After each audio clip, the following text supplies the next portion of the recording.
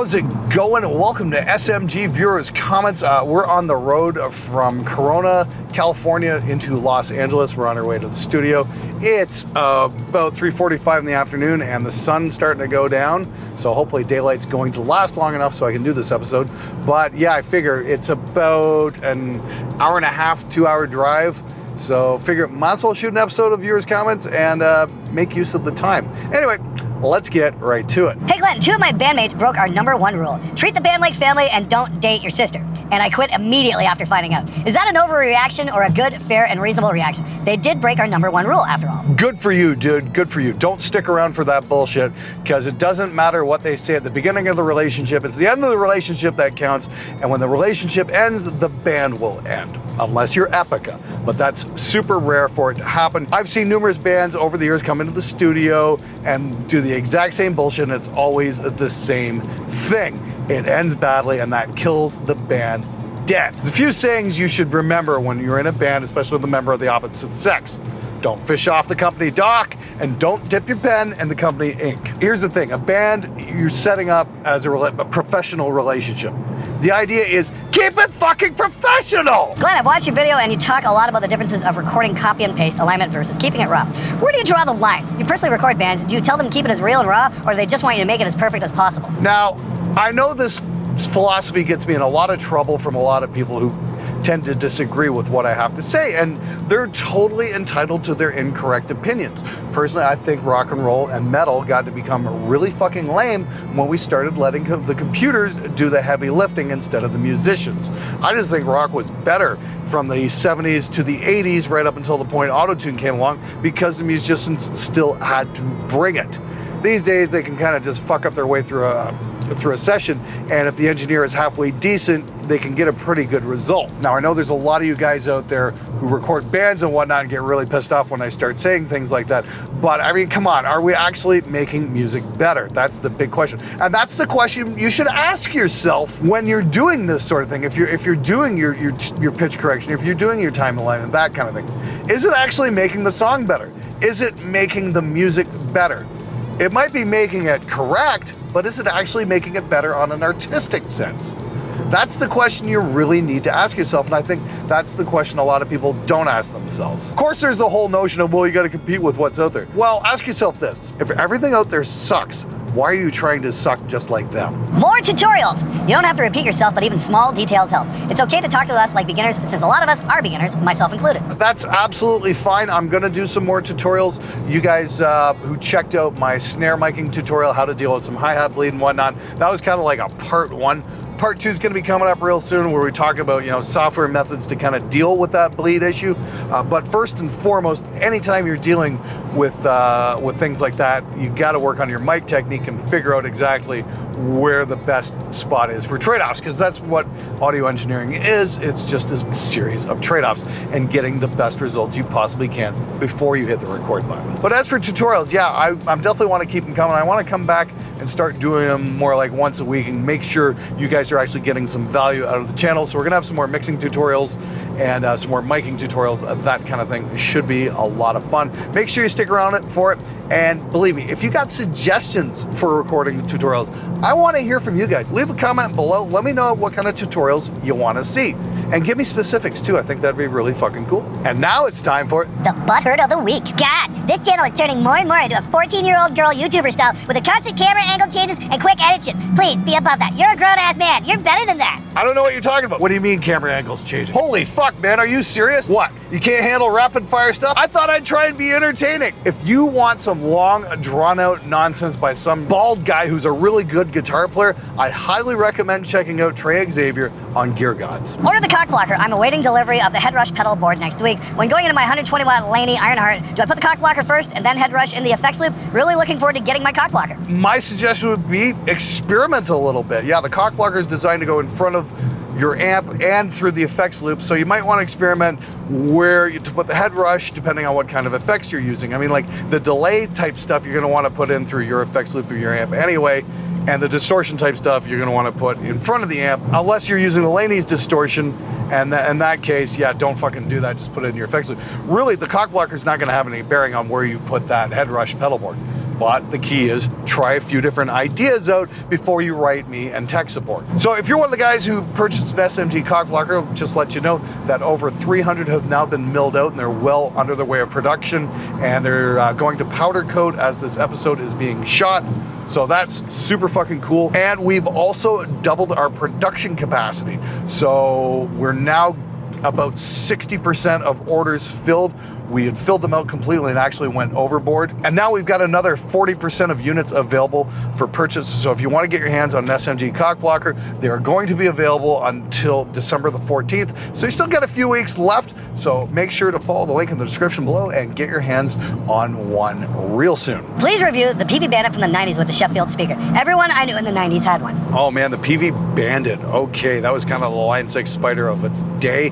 I know PV's got like the new Viper series out, which is actually a lot of analog, and I really do want to try that out at some point. But yeah, one of the Bandits might be a lot of fun to check out because yeah, they were definitely the low budget solution of their time. Thing is, the Sheffield speakers weren't too bad. I actually had a Sheffield 4x12 back in like 1992. I used to run my Gallion Kruger ML or 250 ML into it, and I thought it sounded pretty good. Of course, I had no idea what the hell I was doing back then and never mic'd up a cab before in my life. So I don't know how well it would have done in the studio. That's something I'd really like to investigate at some point. Were those PV Sheffield cabs actually any good for recording? If any of you guys out there has one, let me know. Let me know if you guys have had any success with them. I'm very curious about that. Do you think you could do a video comparing the Joyo Zombie to the Orange Micro Dark? They're both small hybrid heads, and I think that a comparison video between them would be really cool and also help me with my decision for a little portable head to travel with. I think I can do that at some point. Here's the thing to remember, the Joyo Zombie and a lot of the other Joyo band amps, I'm gonna take a wild guess that all of them are probably built in the same factory that the Orange Micro Dark is. So I imagine they're just variations on the same tech, or they're just flat out copies. I don't fucking know. However, yeah, the Joyo Zombie is a pretty sick sounding little amp, and I've heard some great things about the Micro Dark, so yeah, maybe getting them both on the show would probably be a really cool idea. Fucking finally, at long last, a mention of the valve state. I'm 16 and a large chunk of my favorite old school albums were recorded with that glorious hunk of junk, and I've been really looking forward to hearing your take on it. Glad my hopes aren't dead. Yeah, hey Justy, sorry it took so long. You know, I bought that amp about a year ago with the intention of, you know, reviewing it in a week or something like that, and it just keeps putting on the back burner over and over and over again. And, you know, it's just a case of workload and trying to manage everything that's been going on. So I do apologize for that. I do want to get to it. To answer your question, I'm going to try and get to it. I'm going to head home to Windsor for a couple weeks at Christmas. I'm going to try and put that on the fucking list of shit to get done, unless somebody in LA has a valve state they want to lend me over the next couple of weeks.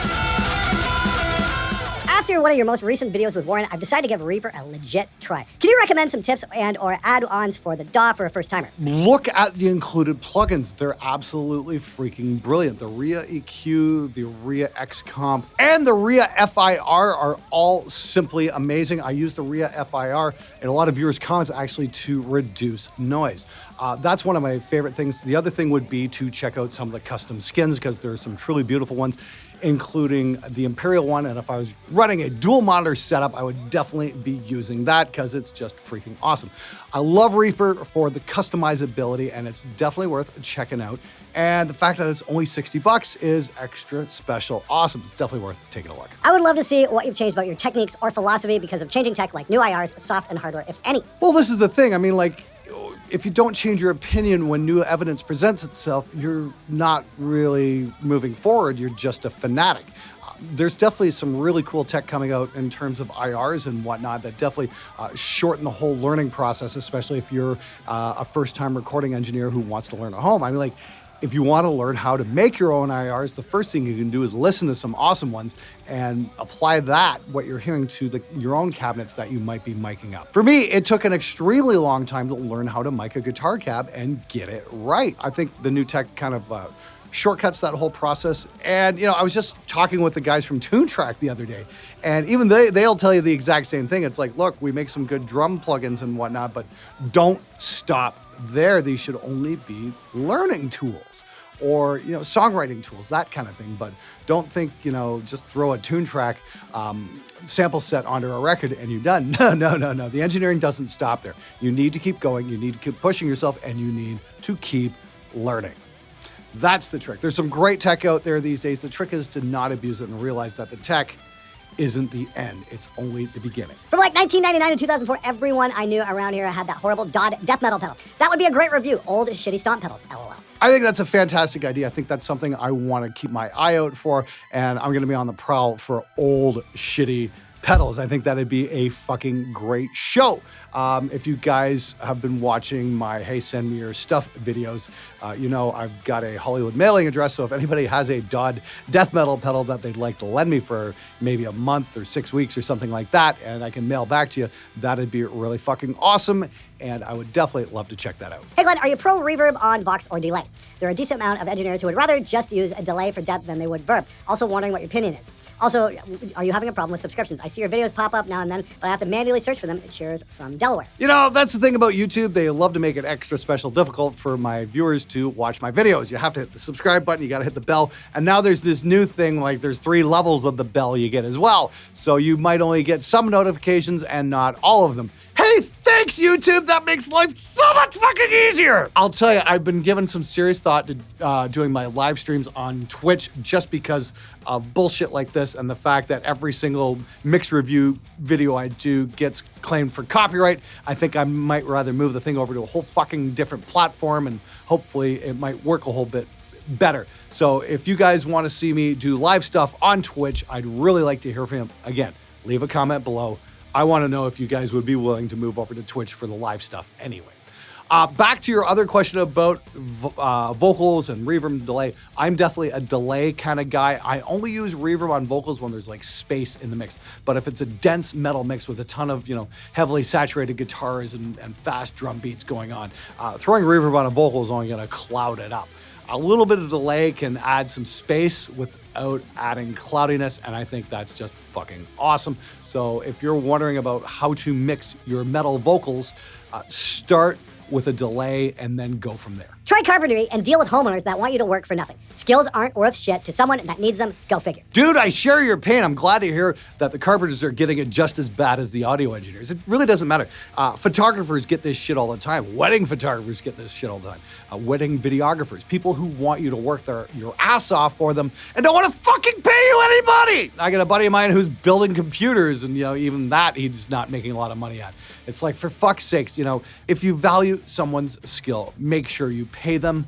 And just want to shout out right here to my very good friend, Isaac Stolzer. Gary, I think I pronounced your last name right.